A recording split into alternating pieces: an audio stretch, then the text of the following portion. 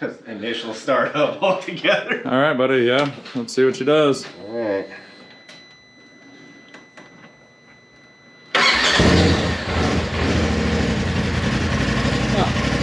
Let's go.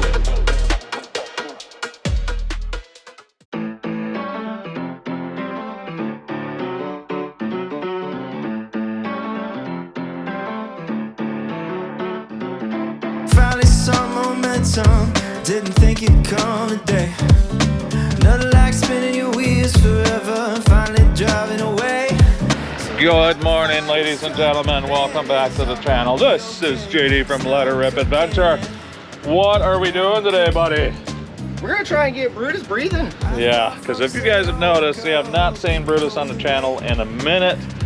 We've had some things go wrong that shouldn't go wrong. So here, I'll show you what we got here. Hopefully we don't get copyrighted for this. It's on the other side, Dylan, grab it.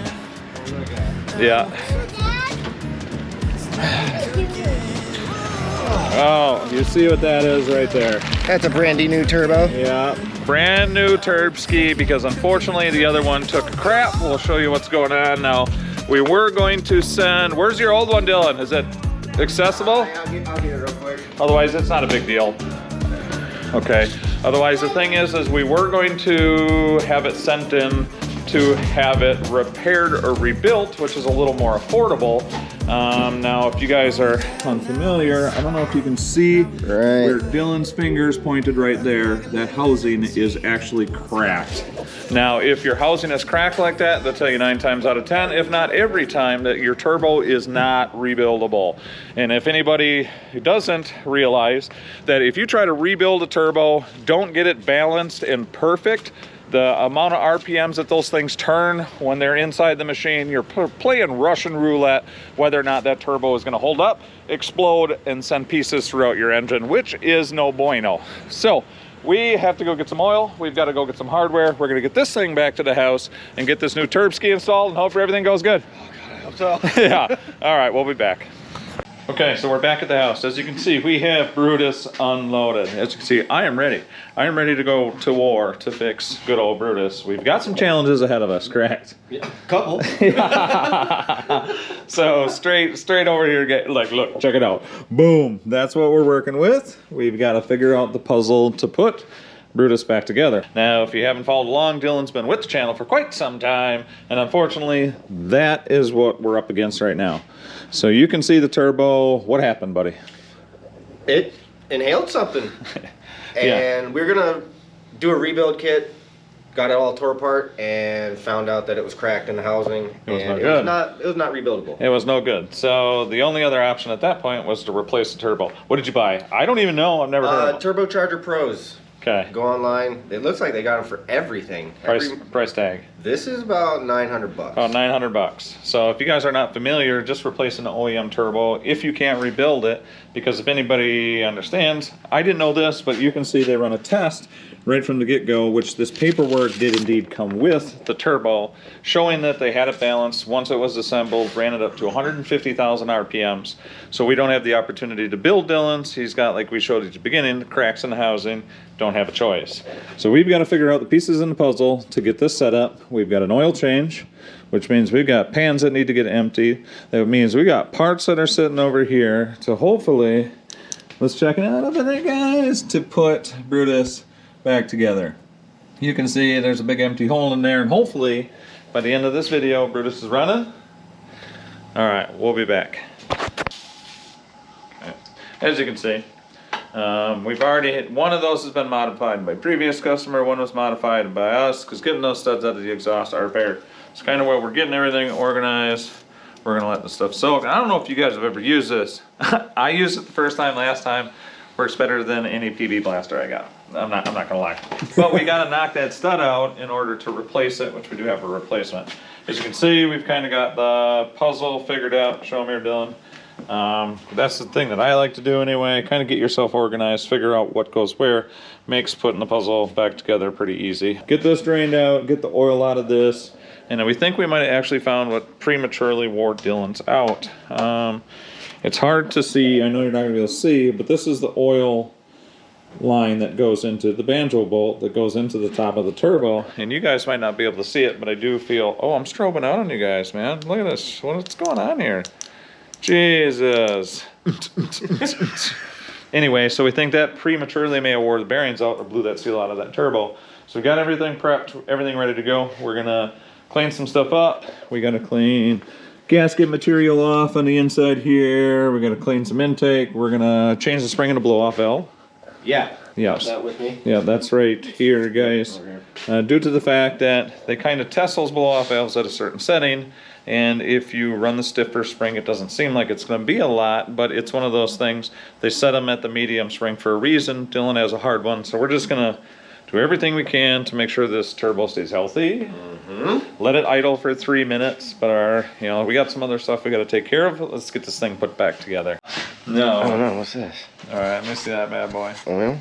Possibly, yeah. I'm just making sure it wasn't. Oil on the camera, it's like it's a repair day. All right, so if you guys are curious, with these right here, if you do install these crushed washers on the 2018 XP Turbo, you want the smooth side to the cylinder and the raised or textured side to your turbo housing right here. So we have gotten to the point we're going to replace some of these Allen heads right here with regular bolts, with lock washers, due to the fact that, one, that's what our hardware store has. And if anybody knows, when you're taking these machines apart, that getting those lower to exhaust manifold bolts are extremely difficult. 9 times out of 10 they either get stripped out, have to get cut off. It's a pain in the butt. It's one of the biggest questions. What did we find worked? Patience. A whole lot of it. A whole lot of it. Yeah, patience was the key with getting those out of there. So we did end up having some that did get stripped out, but with some heat and some other stuff, we were able to get them out. And we're talking about those 2 bolts right there, inconveniently placed on the XP Turbo or any of those when you want to replace a turbo. So we've got everything prepped, everything ready to go. Everything's cleaned up, fresh oil's going in Brutis, and then we're to the point we can start putting this thing back together. Getting cut. Okay, well, I already did this once, but unfortunately, the radio was playing. It was Kiss. Gene Simmons, he'd have me for copyright. So we shut the radio down. So the point we're at right now is the turbo is about ready to go on. I will kind of show you up inside here, guys. I'll take you along for a journey. We've got everything cleaned up, everything prepped up. Blow-off valve is changed back to the light spring, the one that they recommend when you actually buy an RPM. Oh, don't forget that if you want some RPM, use leterrip, saves you 5%, but the external blow-off valve is set the way it needs to be.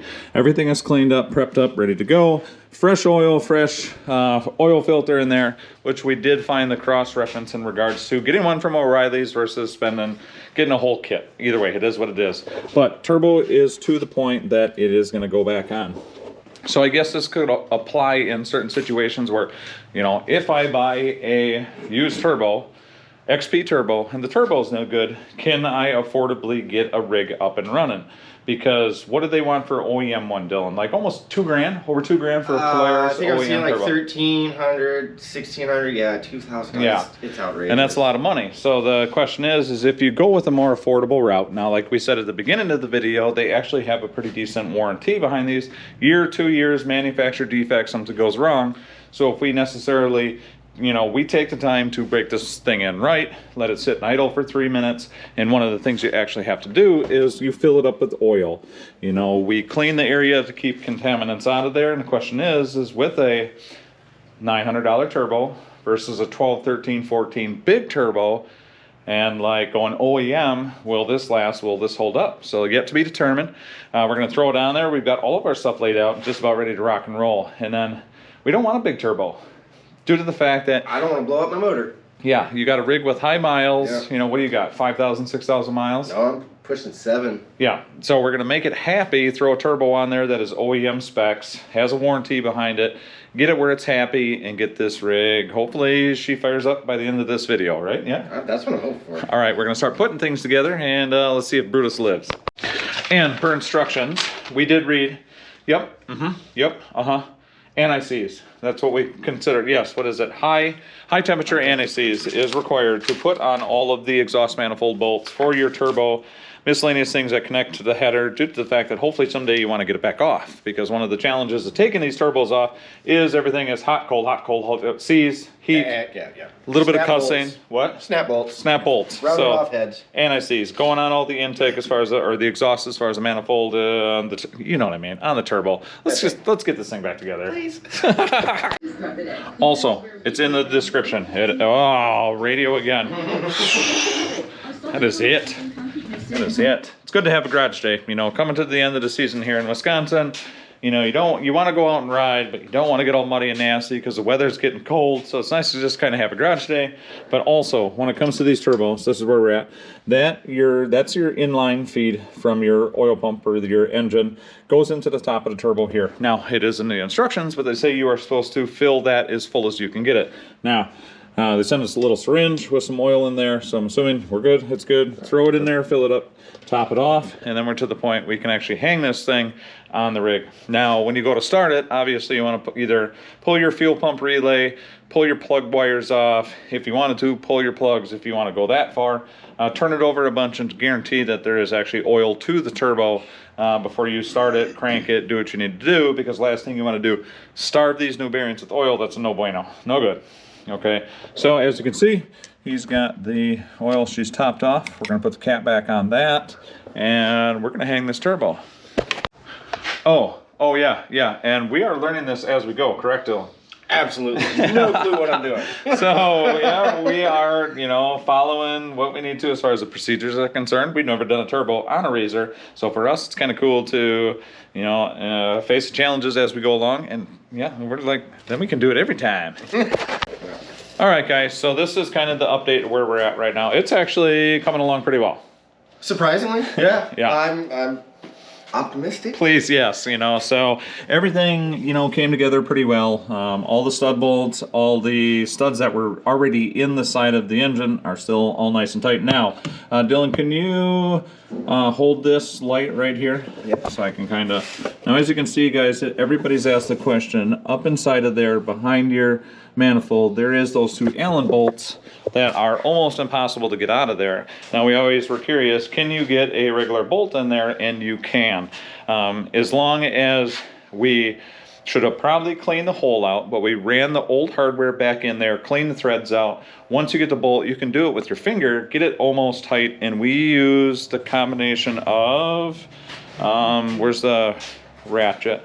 All right, a little 1/4 inch ratchet with a decent size extension like this, right there, with the swivel right here, and that little shallow, what was it? I think it was 10 mil. 13 mil. 13 mil, we were able to get all of those bolts. Don't have to deal with the Allen head aspect of things. Everything was accessible, it was easy to get to, and I think from factory, probably should have been like that. Yeah, it went together pretty easily. Yeah, so we're to the point now that we have to, as you can see, we got to get the exhaust bolted on here. We're finishing up the boost reference lines and all that stuff for the wastegate, and then getting close to firing this thing up. So we'll be back in a bit once we get to the next step. All right, so it is moving along. So what did we just accomplish? What did Dylan just accomplish? Dude, I drank some dead animal juice. So that one is for you, Brian. I broke out the sake with the snake in it. It was beautiful. It was so good. Like, Yeah. that was... I had my reservations. Yeah, so it was good. But when you look at an alcohol that has a live, used to be live snake in the alcohol, it is something else. It takes a little bit to get over that. Smooth, enjoyable, but we are to the point. Look. See it up in there? Where's the light? Light. Camera. There it is. Everything is bolted up. Everything is ready to go. Dylan, could you hold this for a second? One thing I will say though, this bracket for your engine mount, you do not necessarily need to take that out.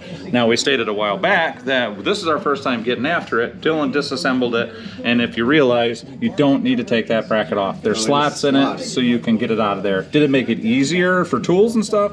Sure did. But to get it back in there, if you do take it off, you have to take your oil line completely off before you put this bracket in. This has to be removed. Does that make sense? That goes out of there, this gets in, then you put your oil line on, and from there we're going to get the engine mount, set it in there, get the exhaust on, and I think she's just gonna fire up. Fingers crossed, fingers crossed. All right, we have successfully installed the new turbo.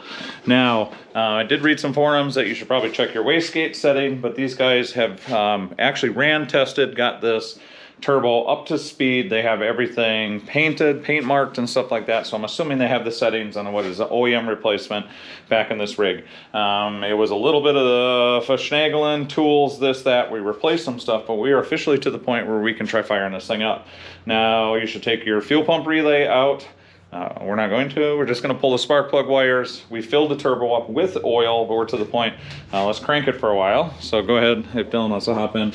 Reason for this being is you need your oil pump to feed oil up that line into the top of the turbo before you actually try to start it. So what we have left is, go ahead, you can crank it, Dylan. Yep, and we're just priming the system. You don't want that turbo starting dry or anything like that. Keep going. My starter is just never happy anymore. Well, I mean, it's spinning pretty fast. It's fine. Okay, and then that's good. And then once we know we've got oil up there, it is start it, let it idle for up to 3 minutes. Now, things that we have left, we do have the motor mount. We have to finish putting that on because at the time it was nice to just get it out of the way, especially when you're fighting with the rusted nasty bolts. So before we put it up in there, we checked where the oil pan is sitting flat on the cross member. We are going to start it, we're going to run it, we're going to let it do its idle cycle to see if we have any leaks. Because by the time you put all the heat shields up inside of here, you can't really see any of that stuff, and I'd rather fix an oil leak versus leaking on the exhaust manifold, starting to fire something stupid. So we're gonna put the plug wires back on. We're gonna hit the key and fingers crossed this thing fires up. Okay. Like just initial startup altogether. All right, buddy, yeah. Let's see what she does. All right.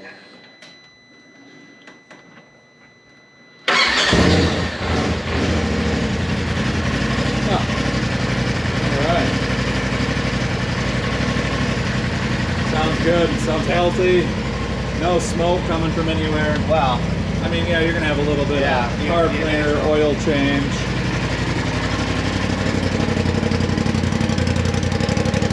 Yeah, a little bit. Start the timer, 3 minutes.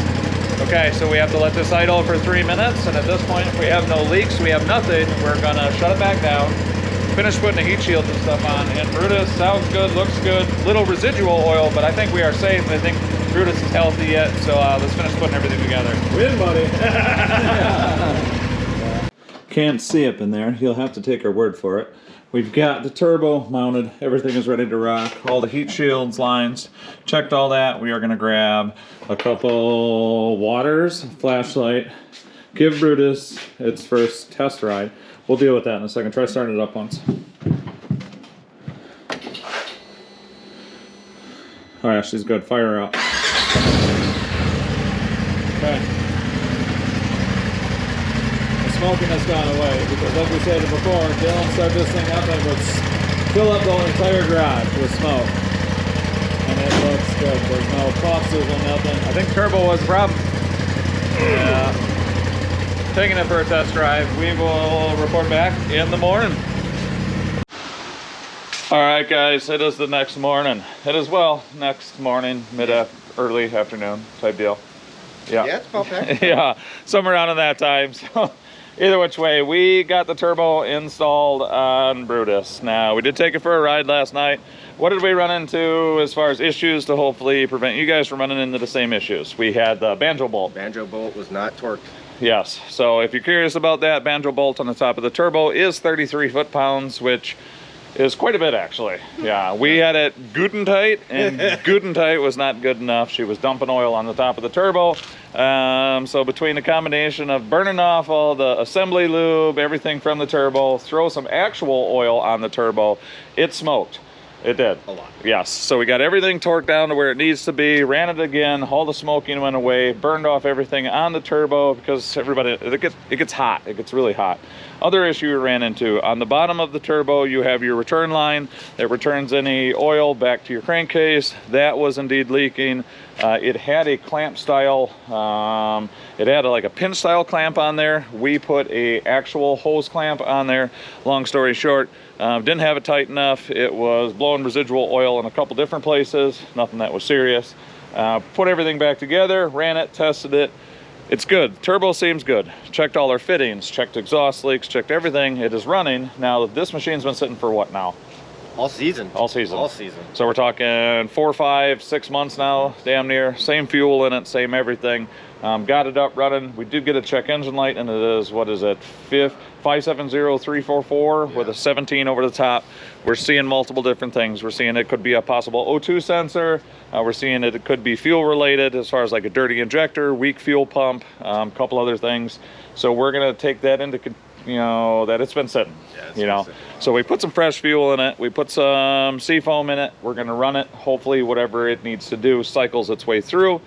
Other, you know, besides that aspect of things, she runs. She drives good. It lives and breathes. Yes, it lives and breathes. So that is going to do it for this one. You guys see it's kind of more of a technical video, kind of installing the turbo. Now, mind you, Dylan and I have never done this. Never put a turbo on a rig. So that was a learning experience. yes. We ran into some headaches. A lot of that stuff you can't torque because it's in an unenjoyable location. So you just make sure you got everything good and tight. Clean threads and stuff out. If you gotta chase some things, because dealing with exhaust bolts on a turbo is a pain in the butt. Yes. Replace some hardware, replace some other things, but we think it is good. We think it's solid.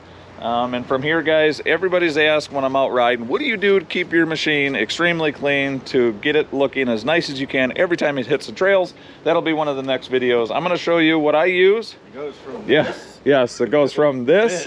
And then we will show you what it looks like when it's all said and done. But with that being said, guys, don't forget, support the supporters that support us. RPM's doing really good. People are saving hundreds of dollars. We got RPM. People are saving money on that. We got GLife UTV. We've got LOYO Lights. If you use leterrip on any one of those, saves you guys 5%. And then Routa Powerline, that's another video coming up as well. I'll show you what we got here. Now we got the Scrambler. As you can see, that is actually up on the wheel chocks right now. But we have rollers for the secondary, those will be going in, and then we have some bracing for the bottom of the differentials. We'll show you that once we get to that video. But with that being said, guys, if you want, smash that subscribe, hit that thumbs up, hit that notification bell if you want to see content when we post, and on to the next adventure. Thanks, guys.